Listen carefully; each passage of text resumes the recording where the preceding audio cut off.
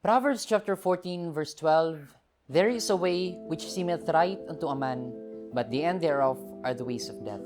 May mga bagay na akala natin ay tama. Ngunit kapag sinunod natin ang mga ito, maaaring sa huli ay hahantong ito sa kapahamakan.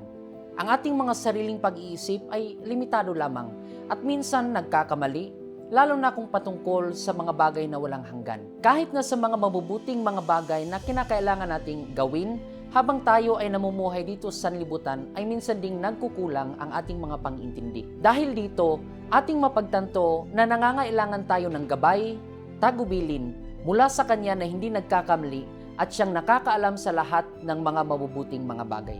Mga kapatid at kapwa tagasunod ni Kristo, welcome muli sa inyong programang Ang Huling Panawagan ng Awa.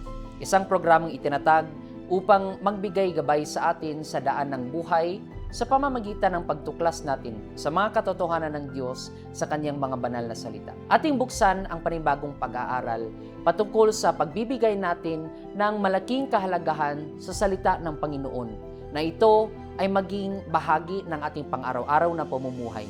Ano ba ang layunin ng mga salita ng Biblia? Ano ba ang kahalagahan nito? At ano ba ang pwedeng maging resulta kung hindi natin ito bibigyan ng importansya? Tayo ay namumuhay dito sa sanlibutan, lalo na sa henerasyong ito, kung saan ang pagbabasa ng Biblia ay hindi na isang karaniwang gawain.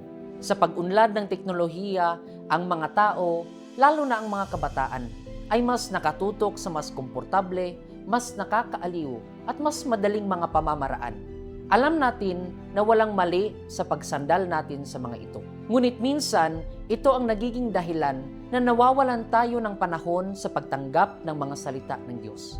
Minsan dahil sa dami ng ating mga temporal na gawain, ay nakakaligtaan natin ang mga paalala ng Diyos, lalo na ang Kanyang sinabi na ang tao ay hindi nabubuhay sa pamamagitan lamang ng tinapay, kundi sa bawat salita na nagmumula sa Kanyang bibig.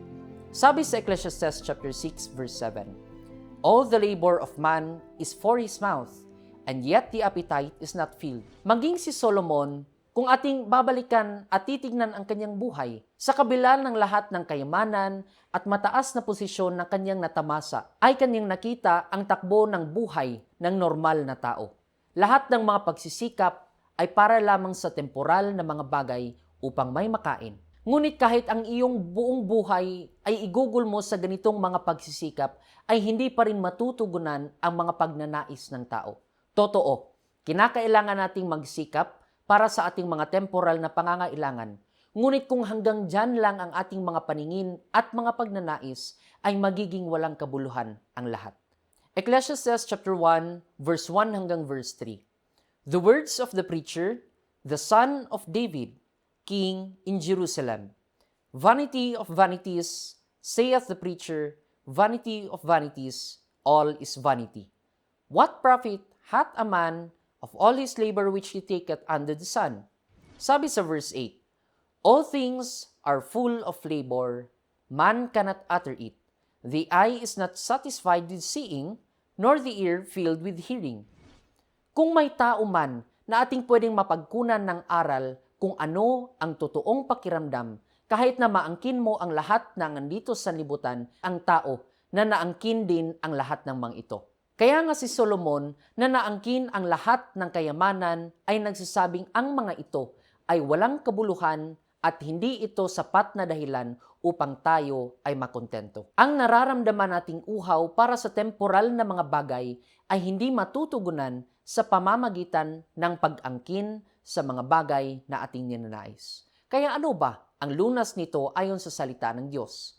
1 Timothy chapter 6, sisimulan natin sa verse 6. But godliness with contentment is great gain. Verse 7, For we brought nothing into this world, and it is certain we can carry nothing out. Verse 8, And having food and raiment, let us be therewith content. Ang pagbibigay ng Panginoon ng mga biyaya ay nasa iba't ibang mga pamamaraan at napakarami ang mga ito. Ang salita ng Diyos ang nagbibigay sa atin ng paalala na ang mahalaga ay nasa atin ang tunay na pagkilala at takot sa Kanya, sapagkat kung wala ito, lahat ng mga bagay na ating naaangkin ay magiging walang kabuluhan o silbi. Ang Diyos ang nagbibigay ng pag-asa, kapayapaan, kapahingahan, at hindi ang mga temporal na mga bagay. Ang pagkilala natin sa Diyos, kagaya ng mga nakaraan nating pag-aaral, ay magmumula sa pagtanggap at pag-aral natin sa kanyang mga salita.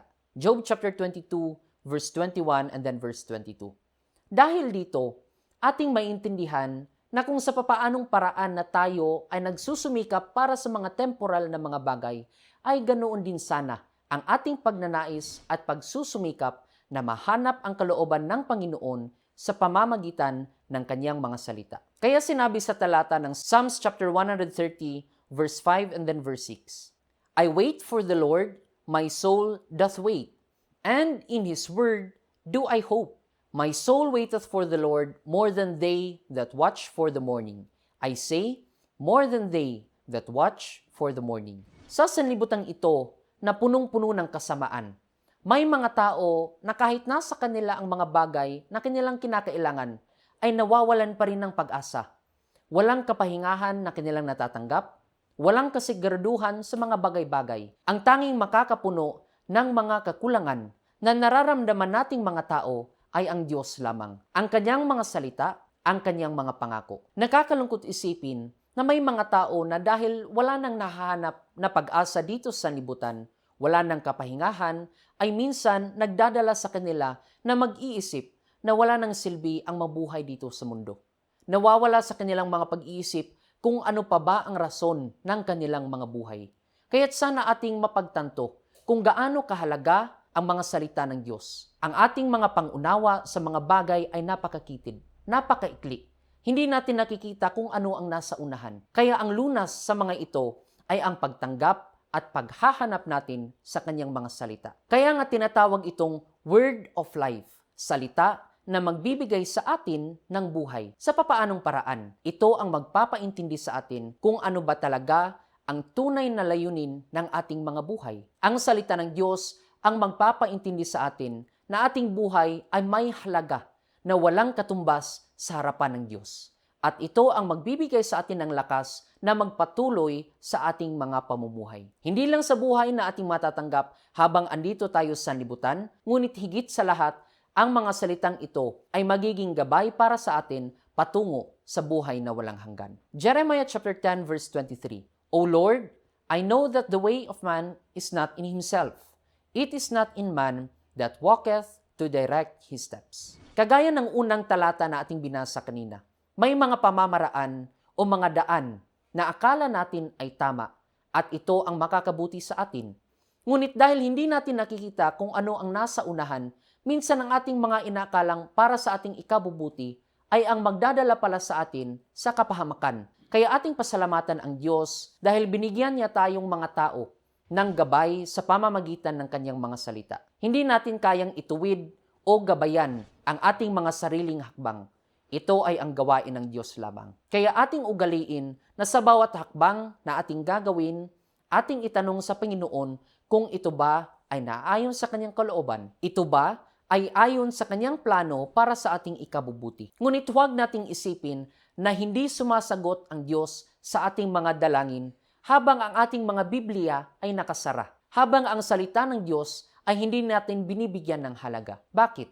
Ano ba ang isa sa mga layunin ng kanyang mga salita na nakasulat sa banal na kasulatan? 2 Timothy chapter 3 verse 16, all scripture is given by inspiration of God and is profitable for doctrine, for reproof, for correction, for instruction in righteousness. Ang kanyang mga salita sa banal na kasulatan ang magbibigay sa atin ng saway, magbibigay sa atin ng aral, at ang magtuturo sa atin kung ano ang mabuti nating gawin at ano ang mga bagay na kinakailangan nating iwasan, hindi para tayo ay pigilan sa paggawa sa ating mga kagustuhan, ngunit para lang din sa ating sariling kabutihan. Proverbs chapter 3, sisimulan natin sa verse 1. My son, forget not my law, but let thine heart keep my commandments. For length of days and long life and peace shall they add to thee. Let not mercy and truth forsake thee. Bind them about thy neck, write them upon the table of thine heart. So shalt thou find favor and good understanding in the sight of God and man. Kaya ang mga turo ng Diyos sa atin ay ating pang-ingatan sa ating mga puso, At huwag nating kakalimutan, buhay, kapayapaan ang ibibigay nito sa atin. At ating matatanggap mula sa Diyos ang mabuting pangunawa sa harapan niya at ng mga tao. Ipagpatuloy natin sa verse 5. Trust in the Lord with all thine heart, and lean not unto thine own understanding. In all thy ways acknowledge Him, and He shall direct thy paths. Be not wise in thine own eyes. Fear the Lord, and depart from evil. Kaya sana hindi tayo maging matalino sa ating mga sariling pag-iisip. Sa anong pamamaraan? Sa ating pag-iisip na ang ating mga sariling pananaw ay hindi nagkakamali. At dito natin ibinibigay ang ating buong tiwala. Magkaroon tayo ng totoong takot sa Panginoon sa pamamagitan ng ating pagkilala at pagtanggap na may Diyos na mas nakakaalam ng lahat ng mga bagay at tayo ay Kanyang bibigyan ng gabay at Kanyang itutuwid ang ating mga daan. Magkaroon tayo ng tiwala sa Diyos at huwag tayong umasa sa ating mga sariling pag-intindi. Maraming mga bagay pa ang ating pag-aaralan sa susunod na pagkakataon, lalo na sa kahalagahan ng ating pagsuri sa mga salita ng Diyos. Tayo, bilang nagsusumikap na magampanan ang ating pag-angkin bilang mga Kristiyano, ay may malaking responsibilidad na mas unawain ang kalooban ng Diyos para sa atin sa pamamagitan ng banal na kasulatan. Maraming salamat sa pagsubaybay sa ating pag-aaral ngayon at kayo ay aming patuloy na inaanyayahan na samahan kami sa pagtuklas natin sa mga katotohanan ng Diyos. Sa ating pagtatapos, ating purihin ang Diyos sa pamamagitan ng isang dalangin.